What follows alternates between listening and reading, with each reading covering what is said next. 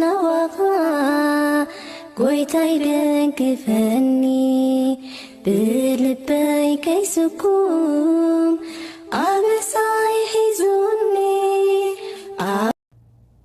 سلام نايزا في يوتيوب تخططلتي برخات حواتي كمي كأنيكم كمينيكم أنا كزابير أمرخ مسكن دحنايا كم تانا دحان زلهو ساكم دما دحنا كتولو لباو تميت أيو أعب زلهم وسلامكم زحب برخاتي انبار أو تحدثة تبنيا إياس ودي سيراك معراب سالسان شدشن سالسان شوعتنا بمانيرنا حجة دما معراب سالسان شمونتن يغنصل تبنيا إياس ودي سيراك معراب سالسان شمونتن حمامن فوسن نحكم نجزاوير سلازعدلون سلتي نسو زبركتو أجرجلوت كم تزجبو أجركا أخبره محياوي كاب إجزاويريو يكرتا محواي كاب إجزاويريو زمت حاكم جنا كاب نجوس حسبي يغبت نحكم فلتأتو كم الزخبر يجبرو أوجد مع بيت سواتكا حفاريو إجزاوير كم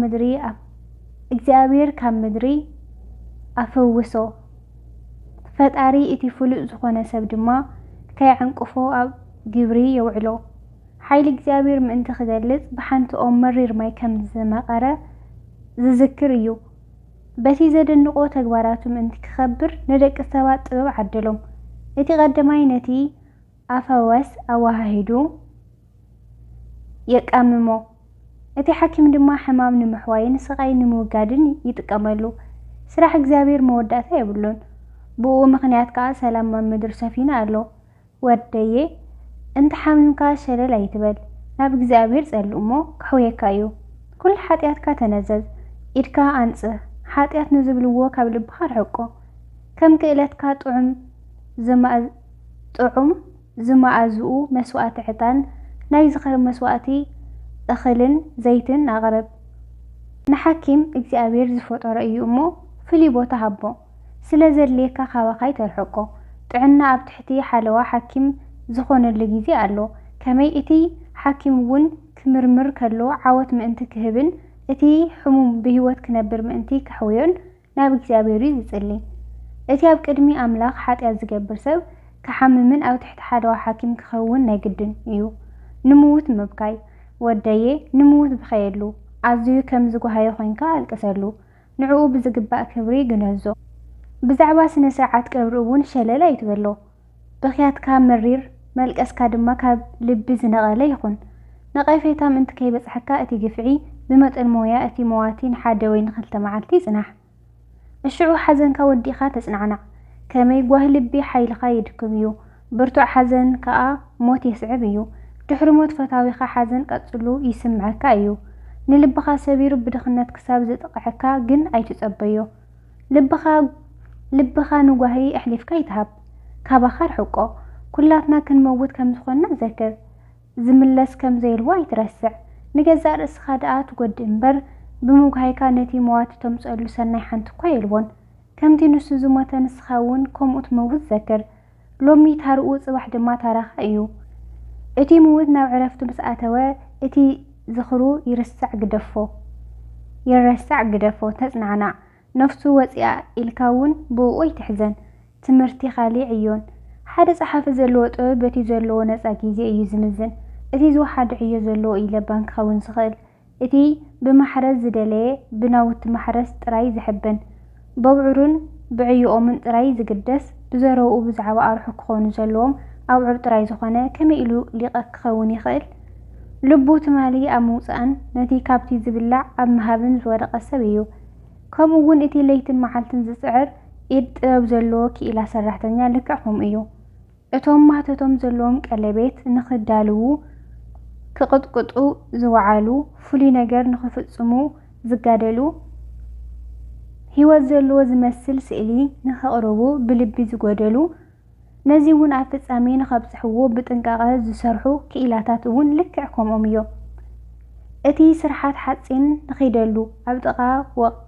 أبتقا وطقا كوف زبالة حاجداي أون لكعهم إيو مقوت حاوي نسقو يمكخو وعينا يتون يرهزو دمسي ماسون أزنو يزمو نملكعتي سرحو زلاقحو أتبقو يتمتو سرحتو إيدو نزخون أقحو نخود بلبي سعر ገጽ ንኽገብረሉ እሞ ሰሪሑ ንኽፍጽም ጥንቃቐ ይዓዪ። እቲ ኣብ ዕዩኡ ኮፍ ኢሉ ነቲ መንኰርኰር ብእግሩ ዝዞሮ ስራሕ መሬት ድማ ከምኡ እዩ። ብዛዕባ ስራሕ ኩሉ ግዜ ኣዝዩ ይግደስ። ዝሰርሕ ዘበለ ኩሉ ከዓ ብቁጽሪ እዩ። ብኢዱ ቅርጺ ከውፅአሉ ክሳብ ዝኽእል ድማ ነቲ መሬት ብእግሩ እዩ ዝብዕጦ። ብድሕሪዚ ከም ብርጭቆ ገይሩ ብግቡእ ክሳዕ ዝሰርሕ ብዙሕ ይጽዕር። ነቲ እቶን ድማ ተጠንቂቑ የጽርዮ። ኩሎም እዞም ሰባት እዚኦም ብኢዶም ጽዒሮም እዮም ዝነብሩ። ነፍሲ ወከፍ ከዓ ብብሞያኦም ክኢላታት እዮም። ከምዚኣቶም ዝበሉ ሰባት ኣብ ዘይብሉ ከተማ ክትህንጽ ኣይትኽእልን እያ። ሰባት እውን ጋሻ ከምጽኡ ኮነ ኣብኡ ክነብሩ ኣይክእሉን እዩ። ግናኸ እዞም ሰባት እዚኣቶም ንህዝቢ ከገልግሉ ኣብ ቤት ምኽሪ ኣይቕመጡን እዮም። ኣብ ህዝባዊ ባይቶ እውን ዝለዓለ ቦታ ኣይህቡን እዩ። ከም ደያኑ ኮይኖም ኣብ መንበሪ ፍርዲ ኣይቕመጡን እዮም። ናይ ሕግታት ነገር እውን ኣየስተውዕሉን እዮም። ክሰርዑ ከዓ ክፈርዱ ኣይክእሉን እዮም። ኮቶ ምስላታት ክጠቕሱ ኣይትሰምዖምን ኢኻ። እቲ ንሳቶም ዝሰርሕዎ ኣቑሑ ግና ነዚ ዓለም እዚ ጠሚሩ ሒዝዎ ኣሎ። ንኣኣቶም ጸሎት ማለት ተግባርካ ምፍጻም እዩ። ምዕራፍ 39 ጸሓፊ እቲ ሕጊ ልዑል ኣምላኽ ንኽጽናዕናዕ ገዝኡ ርእሱ ዝወፈየ ሰብ ግና ፍሉይ እዩ። ንሱ ጥንታዊ ጽሕፈት ዘበለ ኣነጻጽራ ጥበብ ይምርምሮ። ብዛዕባ ትንቢት ከዓ ይግደስ። ንሱ ከም ዘለዎ ሰባት ንዝተዛረብዎ ኩሉ ይዝክር። ትርጉም ምስላታት ከዓ ኣዕሚቑ ይርዳእ። ሕቡእ ትርጉም ምስላታት ክፈልጥ ሃሰስ ይብል። ጸንክራት ምስልታት ከጋጥም ከለውን ኣይሽገርን። ንዓበይቲ ሰባት የገልግል። መዋእልቱ ነገስታት እዮም። ኣብ ደቂ ሰባት ዘሎ ክፉእን ጽቡቕን ፈልዩ ስለ ዝፈልጥ ብዙሕ ግዜ ተዓዲውን ወፃኢ ሃገራት ይኸይድ። ገጽ እቲ ዝፈጠሮ እግዚኣብሔር ምእንቲ ክርኢ ኣንጊሁ ንኽነቅሕ ይወስን። ይጸሊ። ኣብ ቅድሚ ልዑል ኣምላኽ ምህላላ ይቐርብ። ሓጢኣት ምእንቲ ሕደገሉ ከዓ ምሕረት ይልምን። ፍቓዱ ኣብ ዝኾነሉ እዋን ከዓ እቲ ዓብዪ እግዚኣብሔር ብናይ ምስትውዓል መንፈስ ይመልእ። ካብ ኣፍ ጥበብ ዝሓዘለ ዘረባ ይውሕዝ። ንእግዚኣብሔር ከዓ ብጸሎት የመስግኖ። ዝምህሮ ፈላጣትን ዝህቦ ሰናይ ምኽርን ኣለዎ። ኣስተንትንኡ ከዓ ኣብ ልዕሊ ምስጢራት ኣምላኽ እዩ። ክምህር ከሎ ጽቡቕ ርድኢት ይሕድረልኻ። ተምክሕቱ ከዓ ብሕጊ ኺዳን እግዚኣብሔር እዩ። መስተውዓሊ ምዃን ብዙሓት የመስግንዎ። እዚ መስተውዓሊ እዚ ካብኡ ኣይክውሰድን እዩ። ዝርስዖ ነገር ኣይክህልን እዩ። ስም ከዓ ንውሉድ ወለዶ ክዝከር ክነብር እዩ። ኣሕዛብ ብዛዕባ ጥበብ ክዛረቡ እዮም። ኣብ ማእኸል ጉባኤ ህዝቢ ድማ ምስጉን ክኸውን እዩ። ክሳዕ ዘመን ሽምግልና ብህይወት እንተነበረ ካብ ናይ 1000 ሰብ ዝበልጥ ዝና ክገድፍ እዩ። ኣቐዲሙ እንተመተው እውን ንዕኡ ይኽእሉ እዩ። ምስጋና መዝሙር ካብ ተጸቢቑ ዝሓሰብካሉ ክብሎ ዝደሊ ግና ብዙሕ ኣለውኒ። ከም ምልእቲ ወርሒ ምልኣት ይስምዐና ኣሎ። እቶም መንፈሳውያን ዝኾንኩም ደቀይ ስምዑኒ። ከምቲ ኣብ ዘፈር ወሓዚ ማይ ዘሎ ጽጌረዳ ዓንብቡ።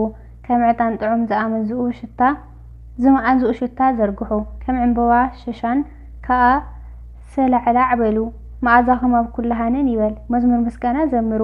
እግዚኣብሔር በቲ ዝገበረ ኩሉ ኣመስግንዎ። ስም ከገርሙ ይበልዎ። ኣመስግንዎ፣ ወድስዎ፣ ብኸንፈርኩም ዘምርሉ። ብናውቲ ሙዚቃ ከዓ ኣመስግንዎ። እወ ከምዚ ዝስዕብ እናበልኩም ኣመስግንዎ። ኩሉ ነገር ስርሓት ኢድኻ እዩ። ኩሉ ጽቡቕ እዩ።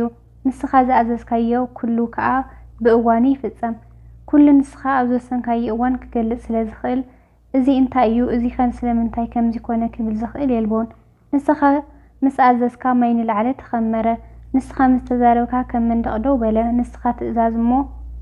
ንስኻ ትእዝዝ እሞ ዝደለኻዮ ዘበለ ኩሉ ይፍጸም። ንሓይሊ ምድሓንካ ክድርቶ ዝኽእል እውን ሓደ እኳ የልቦን። ተግባራት ወዲ ሰብ ብምሉእ ኣብ ቅድሚኻ እዩ። ካባኻ ክሕባእ ዝኽእል ገለ ነገር እኳ የልቦን። ካብ ዘለኣለም ንዘለኣለም ንኹሎም ትርእዮም።